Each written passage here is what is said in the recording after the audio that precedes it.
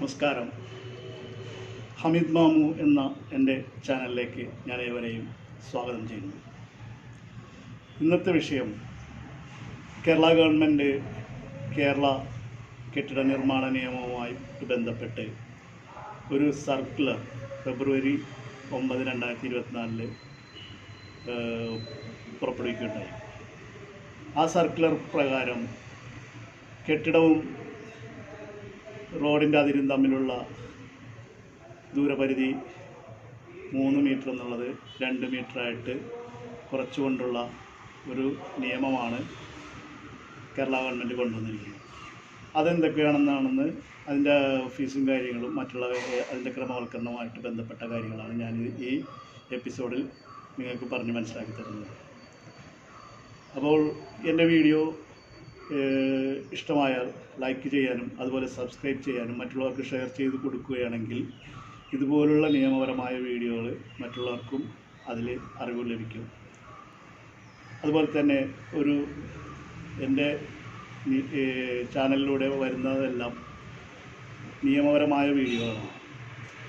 ആ വീഡിയോകൾ അപ്പോൾ നിങ്ങൾക്ക് ലഭിക്കാനായിട്ടും കൂടാതെ നിയമപരമായിട്ട് നിങ്ങൾ കേസുമായിട്ട് എന്തെങ്കിലും ബന്ധപ്പെട്ട് എന്തെങ്കിലും ഒരു സംശയം നിങ്ങൾക്ക് ഉടലെടുക്കുകയാണെങ്കിൽ തീർച്ചയായിട്ടും എന്നെ കോൺടാക്റ്റ് ചെയ്യാം. പക്ഷേ കമൻറ്റിൽ ഒരുപാട് കമൻറ്റുകളുടെ ആധിക്യം കൊണ്ട് എനിക്ക് ചിലപ്പോൾ മറുപടി തരാൻ പറ്റാത്ത ഒരു സാഹചര്യം വന്നതുകൊണ്ട് നിങ്ങൾക്ക് എത്ര സംശയങ്ങൾ തീർക്കണമെന്നുണ്ടെങ്കിൽ എൻ്റെ വാട്സപ്പ് നമ്പർ നിങ്ങൾക്ക് പ്രൊവൈഡ് ചെയ്യും. അതിനായിട്ട് ഈ വീഡിയോയുടെ താഴെ ഒരു join button, membership join button എന്ന് പറഞ്ഞത് അതിൽ ക്ലിക്ക് ചെയ്ത് ഒരു മെമ്പർഷിപ്പ് നിങ്ങൾ എൻ്റെ ചാനലിൽ എടുക്കുകയാണെങ്കിൽ നിങ്ങൾക്ക് നിങ്ങളുടെ സംശയങ്ങൾ ഞാൻ അപ്പോൾ കൃത്യമായി അതിൻ്റെ നിയമപരമായിട്ടുള്ള ഗൈഡ് ലൈൻസ് ഞാൻ തരുന്നതാണ്. അപ്പോൾ നമുക്ക് വീഡിയോയിലേക്ക് പോകാം.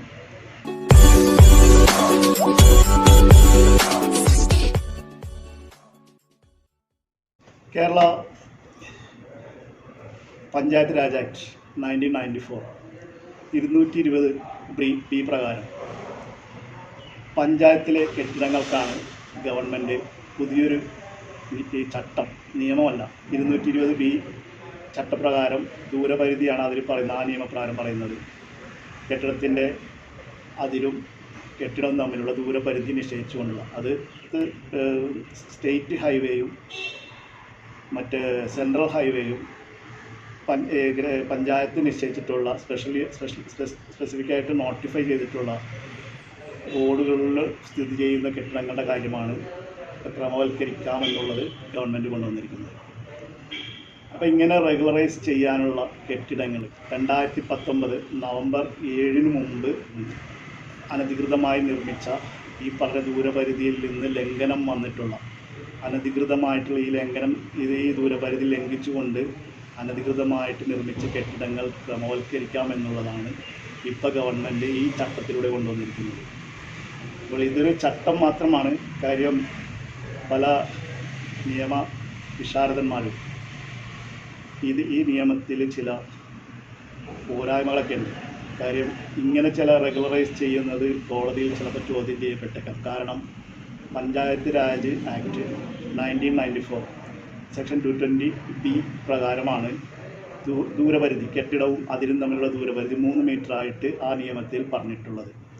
ആ നിയമം ഭേദഗതി ചെയ്തിട്ടില്ല. ഇതൊരു ചട്ടമായിട്ട് ഫെബ്രുവരി 9, 2024 വിജ്ഞാപനം ഇറക്കിയതാണ്. ഒരു സർക്കുലർ സർക്കാർ കൊണ്ടുവന്നതാണ്. ക്രമവൽക്കരിക്കാം, ഇങ്ങനെ ഇതിൽ ലംഘനം വന്നിട്ടുണ്ടെങ്കിൽ അത് ക്രമവൽക്കരിച്ച് കൊടുക്കാമെന്നുള്ളൊരു ചട്ടം മാത്രമാണ് കൊണ്ടുവന്നിട്ടുള്ളത്. കാര്യം അപ്പോഴും നിയമം അവിടെ നിൽക്കുന്നുണ്ട്. ഈ പറഞ്ഞ പഞ്ചായത്ത് രാജ് ആക്ടിലെ 220B പ്രകാരമുള്ള നിയമം അവിടെ നിൽക്കുകയാണ്. അത് ഭേദഗതി ചെയ്തിട്ടില്ല. അത് ചിലപ്പോൾ ചോദ്യം ചെയ്യപ്പെട്ടേക്കാം. എങ്കിലും ഈ ചട്ടപ്രകാരം ഇങ്ങനെ ഗവൺമെൻറ് ക്രമവൽക്കരിച്ചു റെഗുലറൈസ് ചെയ്ത് കൊടുക്കാമെന്നുള്ള ഒരു നിയമമാണ് പറഞ്ഞിട്ടുള്ളത്. അപ്പോൾ ഇത് അതാദ്യം മനസ്സിലാക്കുക. ഇനി ഈ റോഡിൽ പഞ്ചായത്തിൽ മാത്രമാണ് ഈ നിയമം ബാധകമാകുന്നത്. മുനിസിപ്പാലിറ്റിയിലോ കോർപ്പറേഷനിലോ ഈ നിയമം ബാധകമല്ല. പഞ്ചായത്തിലൂടെ കടന്നു പോകുന്ന സെൻട്രൽ ഹൈവേ, സ്റ്റേറ്റ് ഹൈവേ, അതുപോലെ തന്നെ പഞ്ചായത്ത് നിശ്ചയിച്ചിട്ടുള്ള പ്രത്യേക റോഡുകൾ, ഇവയ്ക്കാണ് ഇപ്പോൾ ഈ നിയമം. ഈ പറഞ്ഞ റോഡുകളുടെ അരികിൽ നിൽക്കുന്ന കെട്ടിടവും അതിൻ്റെ അതിരും തമ്മിലുള്ള വ്യത്യാസം 3 മീറ്റർ എന്നുള്ളത് 2 മീറ്ററായിട്ട് കുറച്ചിട്ടുണ്ട് ഈ ചട്ടപ്രകാരം. ചട്ടം ഏതെന്നാണെന്ന് വെച്ച് കഴിഞ്ഞാൽ പഞ്ചായത്ത് കെട്ടിടച്ചട്ടം, കേരള പഞ്ചായത്ത് കെട്ടിടച്ചട്ടം അനധികൃത ക്രമവൽകൃത നിയമമെന്നാണ് ഇത് ഇപ്പോൾ ഈ നിയമത്തിന് കൊണ്ടുവന്നിരിക്കുന്ന വിജ്ഞാപനം. അപ്പോൾ ഇത് പ്രകാരം കോമ്പൗണ്ടിങ് ഫീലും ഈ ക്രമവൽക്കരിക്കാനുള്ള അപേക്ഷാ ഫീസും കോമ്പൗണ്ടിങ് ഫീസിലൊക്കെ ഒരുപാട് മാറ്റങ്ങൾ വന്നിട്ടുണ്ട്. അതുപോലെ തന്നെ ഈ നിയമത്തിൽ വരാത്തൊരു കാര്യമാണ് ഈ തണ്ണീർത്തട നിയമം അനുസരിച്ച് ലംഘനം നടത്തിയിട്ടുള്ളതും അതുപോലെ തന്നെ നഗരവൽക്കരണ പദ്ധതികൾക്കായിട്ട് വികസിത പദ്ധതികൾക്കായിട്ട് നീക്കി വെച്ചിട്ടുള്ള സ്ഥലങ്ങളിൽ വിരുദ്ധമായിട്ട് കെട്ടിടം പണിതവർക്ക് ഈ നിയമം ബാധകമല്ല. അങ്ങനെയുള്ളവർക്ക് ഈ നിയമം പ്രകാരം ക്രമവൽക്കരണം അനുവദിക്കുന്നതല്ല.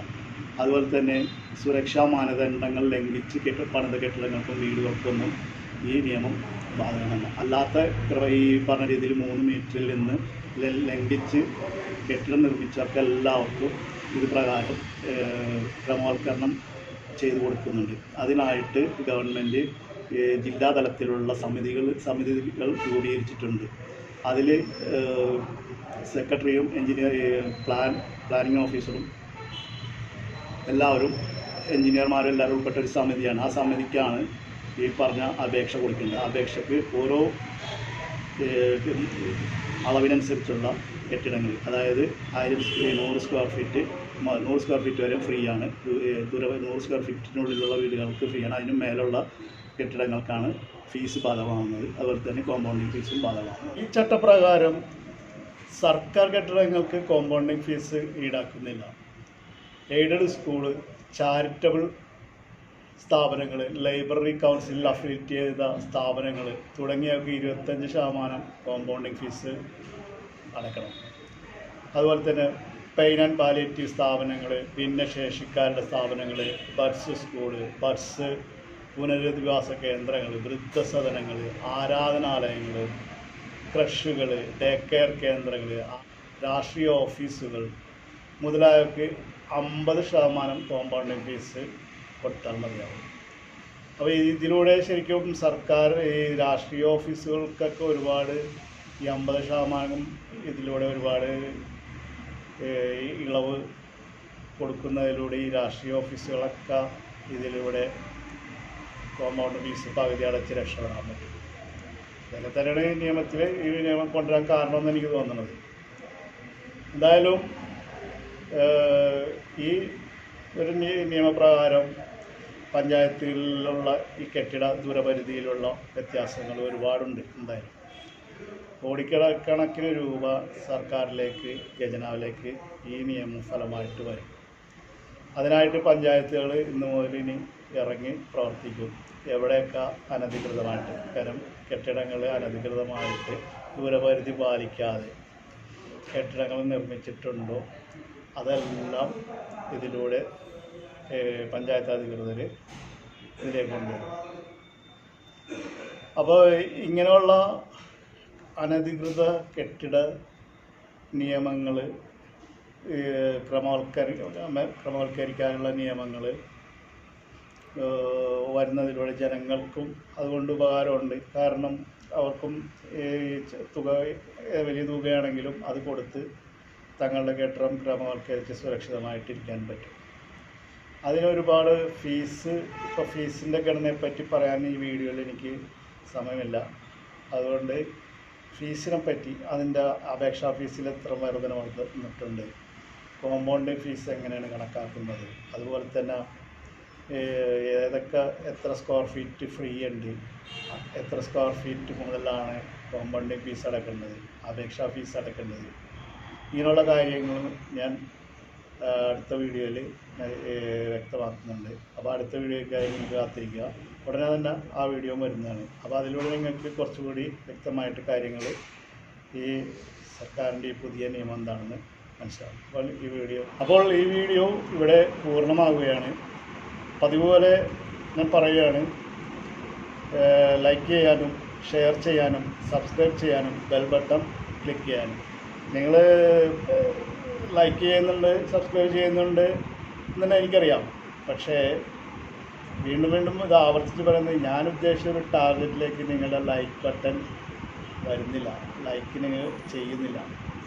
അപ്പോൾ ലൈക്ക് ചെയ്താൽ മാത്രമേ എനിക്കൊരു പ്രോത്സാഹനമാവുള്ളൂ വീണ്ടും വീണ്ടും ഇങ്ങനെയുള്ള നിയമപരമായ വീഡിയോകൾ ചെയ്യാനായിട്ട്. അപ്പോൾ ഇനിയും പറഞ്ഞ് ബോറടിപ്പിക്കുന്നില്ല. അപ്പോൾ നിങ്ങൾ ലൈക്ക് ചെയ്യണമെന്ന് ഒരിക്കൽ കൂടി അഭ്യർത്ഥിച്ചുകൊണ്ട് ഞാൻ ഈ വീഡിയോ അവസാനിപ്പിക്കുകയാണ്. നമസ്കാരം.